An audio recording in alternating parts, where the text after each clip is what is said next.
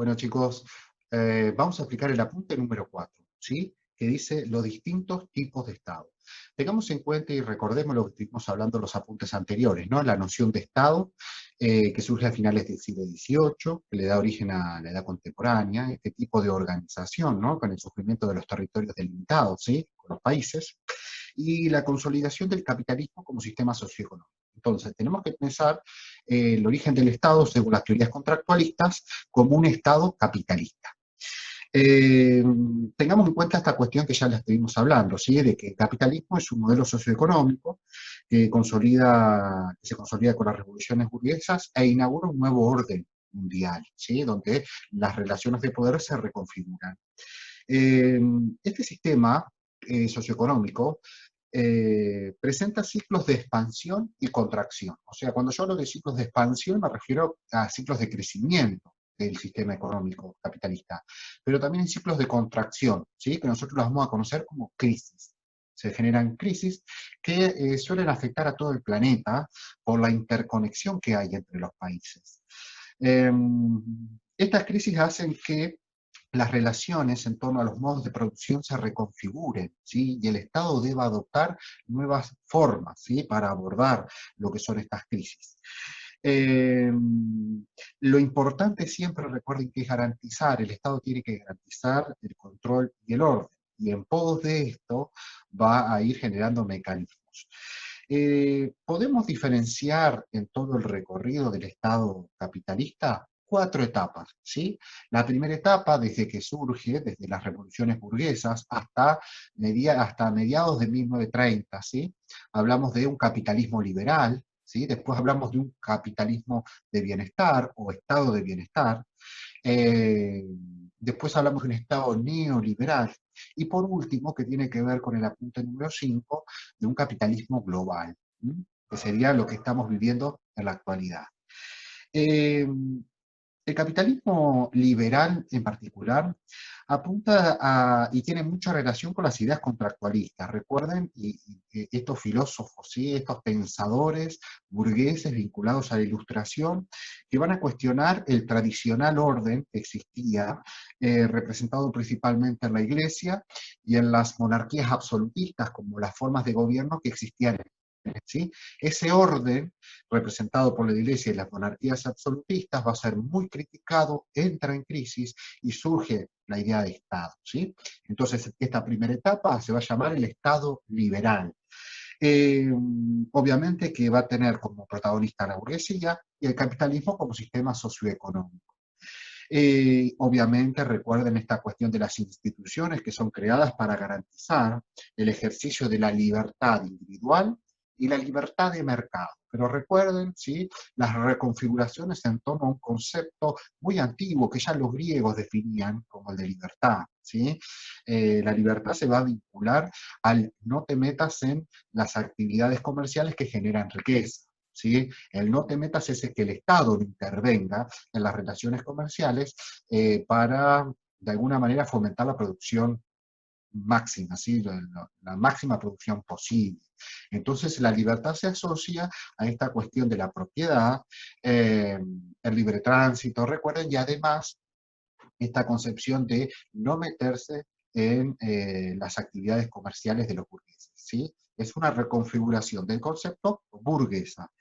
Entonces, se habla de un Estado que no debe intervenir en la economía, para nada, ¿sí? Todo se debe regular por la oferta, la demanda, no debe haber limitaciones, ¿sí? Y en materia política se habla de igualdad, ¿sí? En materia política, digamos, en cuanto a las relaciones sociales, ¿no? La nobleza, que tradicionalmente era un sector de mucho poder, ahora no lo va a tener porque nace esta cuestión de los derechos con la Revolución Francesa y nace esta concepción de igualdad, que también tiene sus ambigüedades, ¿sí? Eh, Hay que tener muy en cuenta también y recordar lo que decíamos del Estado como mediador en las diferentes relaciones sociales y las tensiones que se generan entre los diferentes grupos sociales que forman parte del sistema capitalista. Eh, Recordemos también la condición de ciudadano contractual, ¿sí? Que era muy escueta, dejaba, por ejemplo, a las mujeres fuera, ¿sí? No era tan universal como se pensaba. Se habla de un Estado laico, o sea que un Estado separado también de la religión. Se habla de un Estado racional legal, o sea que las mismas personas que conforman, los mismos sujetos sociales elaboran las leyes, ya no están los mandamientos, por ejemplo, ¿sí? Como esa idea de justicia, o el cielo y el infierno, como esa idea de justicia que representaba el orden religioso. Ahora van a aparecer los códigos civil, penal, comercial, las diferentes leyes que van a reconfigurar el orden social, ¿sí? Y van a ser elaboradas obviamente por humanos, de ahí esta cuestión de racional, ¿sí? En cuanto al intelecto, que se piensa lo que es el orden legal, y un estado técnico también, ¿sí? Se va a medir la eficiencia con parámetros económicos y productivos, ¿sí? De cada estado. Obviamente que va a haber estados más productivos que otros, acá nace esta cuestión de las potencias y cómo la guerra va a ser un elemento que va a reconfigurar el orden mundial en estos 300 años que llevamos de edad contemporánea. ¿Sí? El siglo XIX, como decíamos, va a evidenciar tensiones. Si bien el capitalismo liberal va a proponer la no intervención estatal, va a haber tensiones sociales entre las diferentes clases, como por ejemplo los movimientos obreros que van a surgir durante el siglo XIX, estas uniones de gremios, sindicatos, que se organizan para conquistar derechos, porque en un principio las relaciones entre los capitalistas, que eran los dueños de las fábricas, y los obreros, eran muy desigual, no existían los derechos laborales, ¿sí? Como los conocemos hoy. Entonces, todo lo que conocemos hoy se fue consolidando a través del tiempo, a través de luchas sindicales que no siempre fueron pacíficas. De hecho, si indagamos un poquito en el Día del Trabajador, el 1 de Mayo, vamos a ver que la historia que simboliza, ¿no?, esa lucha es muy trágica, ¿sí? Es la lucha de obreros en Estados Unidos que buscaban un poco de dignidad laboral.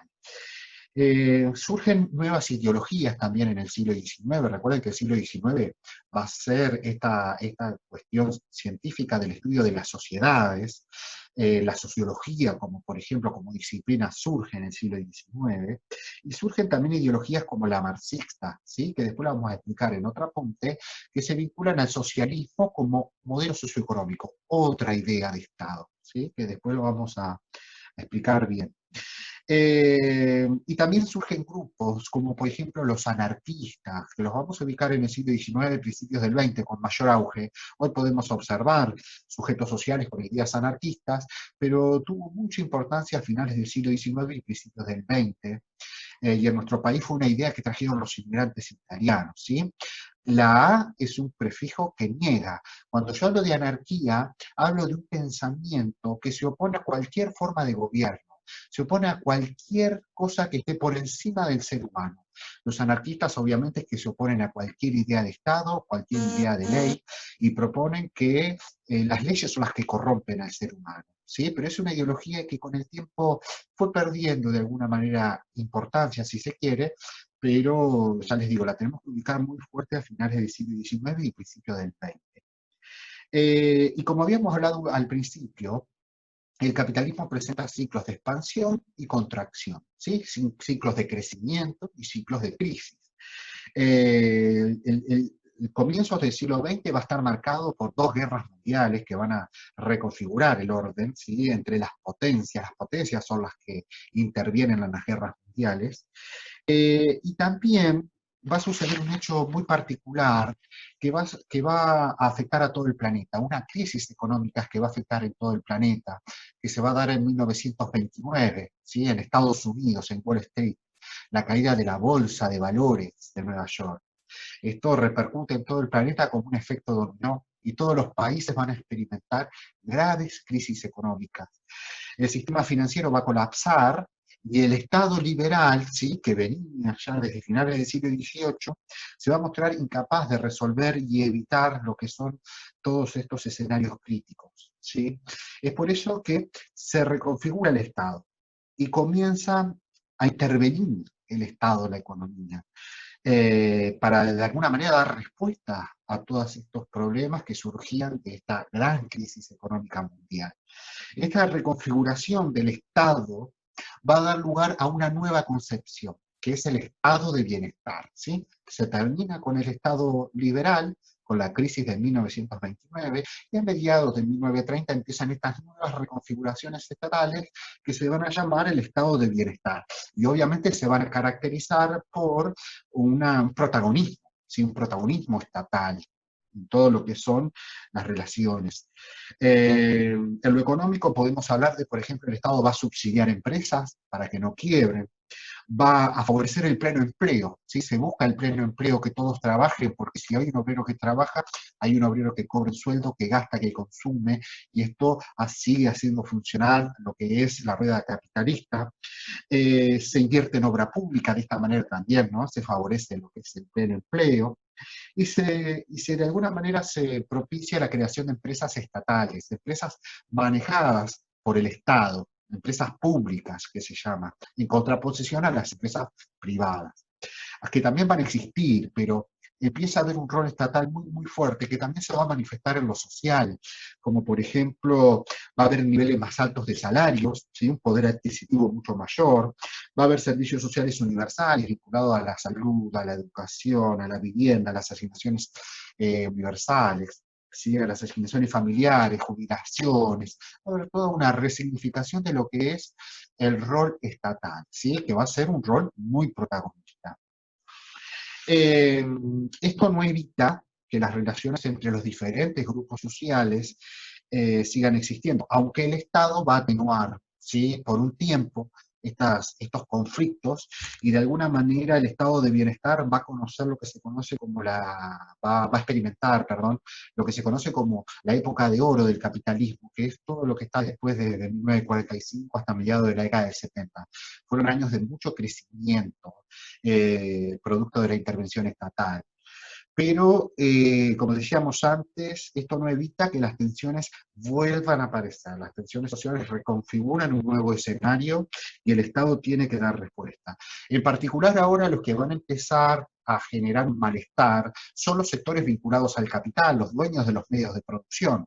No ven bien la intervención estatal y añoran de alguna manera lo que era el Estado liberal, porque realmente en términos de mercado ellos podían hacer todo lo que ellos querían, ¿sí? En relación a lo que era lo comercial.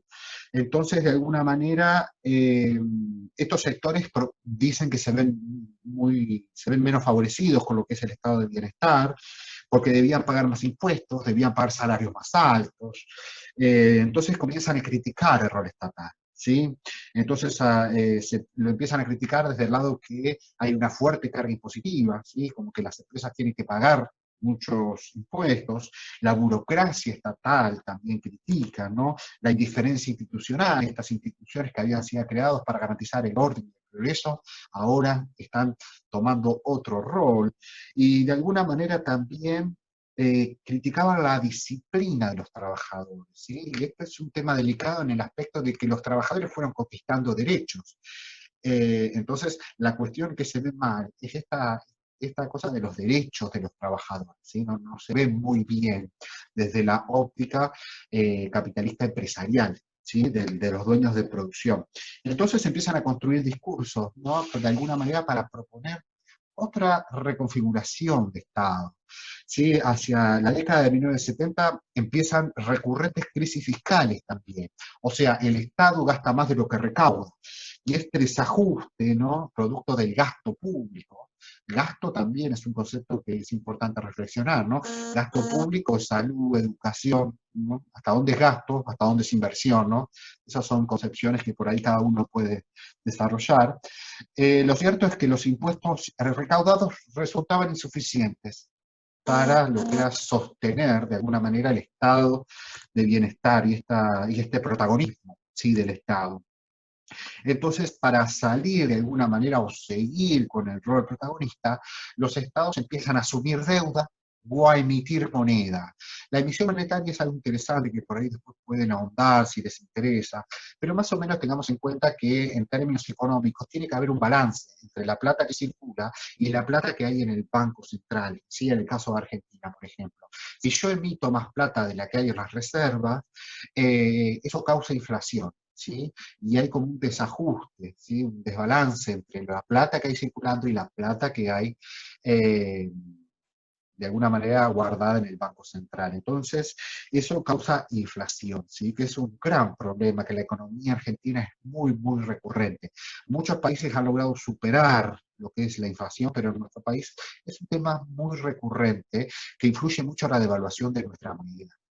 Entonces, ante esta situación, se plantea una vuelta al estado una vuelta al Estado liberal, ¿sí? Eh, entonces se crea lo que se llama el Estado neoliberal, ¿sí? Que aparece en Estados Unidos, ¿sí? Después se replica en toda América. Argentina va a ser uno de los países que lo va a replicar como modelo a seguir. Más o menos en la década del 70 lo tenemos que ubicar. Y obviamente lo que va a plantear neo como prefijo, ¿no? Nuevo, lo que va a plantear es que la participación estatal debe reducirse al mínimo. ¿Sí? Y que el mercado vuelva a ser el regulador social. Esto, esto es peligroso, ¿sí? No es tan, digamos, tan armónico como por ahí se piensa, porque principalmente, obviamente, se va a reducir lo que se llama el gasto público. ¿Sí? Todo lo que son los servicios universales, ¿no? Como salud, educación, se van a reducir. Va a haber una gran privatización de las empresas estatales. No se va a priorizar el empleo, se va a priorizar la ganancia de las empresas. Entonces pasa a ser un número el trabajador y si la empresa no da, se lo echa. ¿Sí? Esto da hincapié o da paso, mejor dicho, perdón, a la flexibilización laboral. Ahora empieza a haber contratos laborales con muchas más ventajas para el empleador, ¿sí? Para el dueño de la fábrica. Son contratos flexibles, ¿sí? Se flexibiliza de alguna manera toda la cuestión legal que existía a la hora de tener un empleado. Se le flexibiliza las condiciones, ¿no? Aparece el contrato por un tiempo determinado, por ejemplo. Se reducen los derechos sociales y universales asociados al trabajo. Todas estas conquistas laborales se empiezan a reducir. En nuestro país, por ejemplo, tenemos que ubicar la aplicación de las políticas neoliberales con la dictadura de 1976, que se va a prolongar hasta 1983. Por ejemplo, la, la apertura de las importaciones, ¿sí? Va a destruir lo que es la industria nacional. Esta cuestión del mercado, ¿no? La competencia. Va a haber altísimos niveles de desempleo, los niveles de deuda van a crecer muchísimo con organismos internacionales creados al efecto, como el Fondo Monetario Internacional. El Fondo Monetario Internacional es un organismo que se crea después de la Segunda Guerra Mundial y lo conforman las potencias capitalistas más importantes, que de alguna manera invierten plata en un fondo para generar negocios, ¿sí? Y prestar a países que lo necesiten con intereses, obviamente, ahí está la ganancia también de lo que es este tipo de préstamos. Va a haber grupos sociales que quedan excluidos totalmente, ¿no? De lo que es el circuito comercial y el acceso a los servicios básicos. Y en nuestro país, como les decía, la dictadura de 1976 a 1983 va a experimentar lo que es un gobierno neoliberal. Después va a haber un gobierno de transición como el de Alfonsín, que en términos económicos se la va a ver muy difícil, con fenómenos como la hiperinflación, por ejemplo, y después va a venir el menemismo, ¿sí? Durante toda la década del 90, que va a aplicar todas las políticas neoliberales que se planteaban desde Estados Unidos, ¿sí? Acá se replicaban. Cuando hablamos de un orden mundial, chicos, hablamos de países que tienen más poder sobre otros y determinan la dinámica, ¿sí? Argentina, como tantos otros países, responden a un orden establecido. Querer romper con ese orden no es tan simple y acarrea consecuencias. Eh, entonces, de alguna manera se fue adaptando, pero no fue lo mejor para nuestro país, ¿sí? Y todo lo que fue el fruto de la aplicación de políticas neoliberales detonó con la crisis del 2001, que puso de manifiesto un montón de tensiones sociales y una nueva reconfiguración del Estado para salir de lo que era este problema.